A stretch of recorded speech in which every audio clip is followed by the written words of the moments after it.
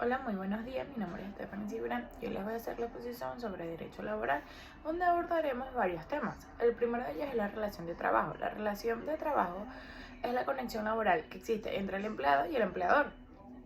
En esta relación, el empleado se compromete a ciertas tareas o trabajos a cambio de una compensación, que generalmente incluye un salario o un sueldo. Esta relación puede ser regulada por leyes laborales, contratos de trabajo o acuerdos colectivos. El segundo punto que vamos a hablar es el sujeto activo y pasivo dentro de la relación laboral. El sujeto activo de una relación laboral es el empleado o el trabajador, mientras que el sujeto pasivo es el empleador o la empresa. El sujeto activo realiza el trabajo y tiene derechos laborales como el derecho a un salario, condiciones de trabajo seguras y otros beneficios. El sujeto pasivo es el responsable de proporcionar trabajo, pagar el salario, cumplir con las obligaciones legales relacionadas al empleo. El tercer punto que vamos a hablar es el trabajo bajo el régimen de dependencia. El trabajo bajo el régimen de dependencia se refiere al empleador que trabajan para una empresa o un empleador y están sujetos a la supervisión y dirección de este último.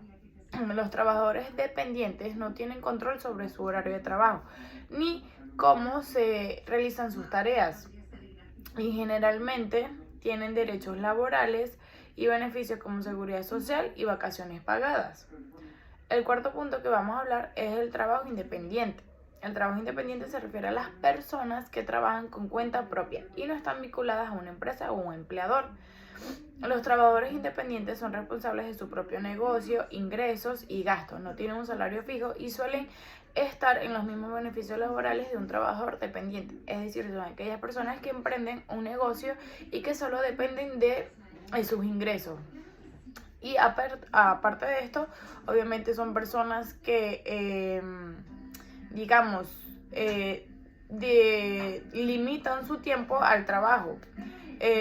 Por ejemplo, voy a dar aquí un ejemplo rápidamente en Chile, que son aquellos, por ejemplo, los deliveries, repartidores, a pesar de que le trabajan a una empresa, en este caso a las aplicaciones que realizan los deliveries, ellos colocan como su horario.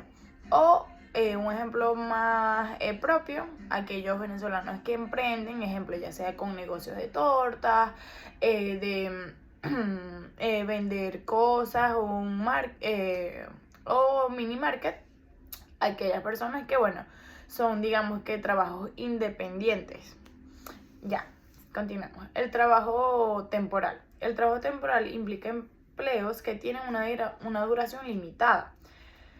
En el tiempo, los trabajadores temporales son contratados para proyectos específicos para cumplir algunas necesidades temporales de la empresa. Estos trabajos suelen ser a corto plazo y pueden no ofrecer la misma seguridad laboral que en los tiempos completos o permanentes. Por ejemplo, acá en Chile se le llaman trabajos como part-time, que es como medio tiempo. Y solo, por ejemplo, ocurren en temporadas de verano, que son como cuando hay más fluencia de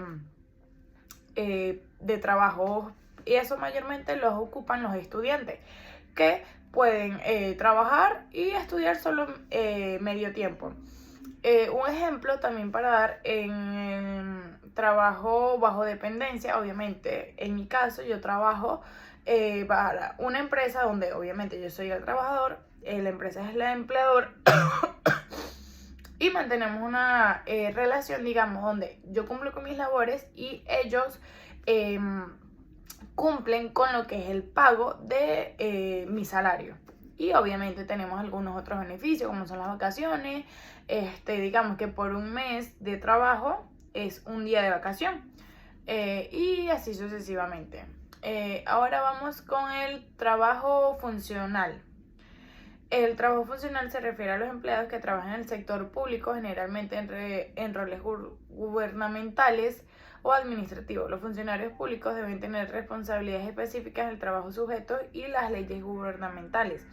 Aquí, por ejemplo, para dar un ejemplo, para ponerlo más en contexto, serían aquellas personas que trabajan como para, podría poner un ejemplo, mi papá trabajaba en Venezuela en el Tribunal Supremo de Justicia, donde entraba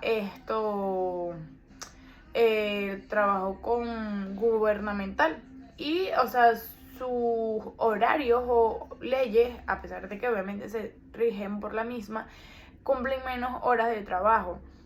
Pero eso es este ejemplo. Ahora vamos con el trabajo nocturno. El trabajo nocturno se lleva a cabo durante las horas de la noche, generalmente de las 10 de la noche hasta las 6 de la mañana. Los trabajadores nocturnos a menudo reciben un salario adicional, conocido como plus nocturno, debido a los desafíos y riesgos asociados al trabajo durante la noche. Obviamente, estos trabajos, digamos que son en discos, en bares, restaurantes que no cierran, pero desde mi punto de vista, o sea, son los que a veces generalmente son mejores pagados, pero digamos que son estos riesgos que corren las personas a trabajar hasta cierta hora de la noche o pasa a ser el siguiente día, en la mañana. Pero realmente son mejores pagados comparándolos con los turnos como otros turnos. Vamos con el trabajo intermitente. El trabajo intermitente implica los trabajos que realizan de manera discontinua, en un intervalo irregular. Puede haber pausas prolongadas entre periodos de trabajo intermitente. Vamos con las entidades de trabajo. Las entidades de trabajo son las organizaciones o las empresas o instituciones donde se realiza el trabajo. Estas pueden ser públicas o privadas y varían el tamaño y naturaleza. Obviamente son aquellas, o sea, son estas personas que decidieron emprender, pero de manera masiva, y aquellas que obviamente le dan la oportunidad de trabajo a las personas. Pongamos ejemplo de empresas grandes como ejemplo aquí en Chile existe el Jumbo, existe Walmart, que son empresas que le dan trabajo a infinidades de personas desde la manera logística, donde se despacha, donde venden esta mercadería, donde se viaja a llevar los productos de otras sucursales a otras ciudades. Y bueno, son empresas obviamente masivas y que contratan a muchas personas. El último punto que vamos a hablar son las obligaciones patronales o rural o impuestos los prediales. Las obligaciones patronales se refieren a las responsabilidades financieras que los empleados tienen hacia sus empleados y en algunos casos hacia las autoridades fiscales.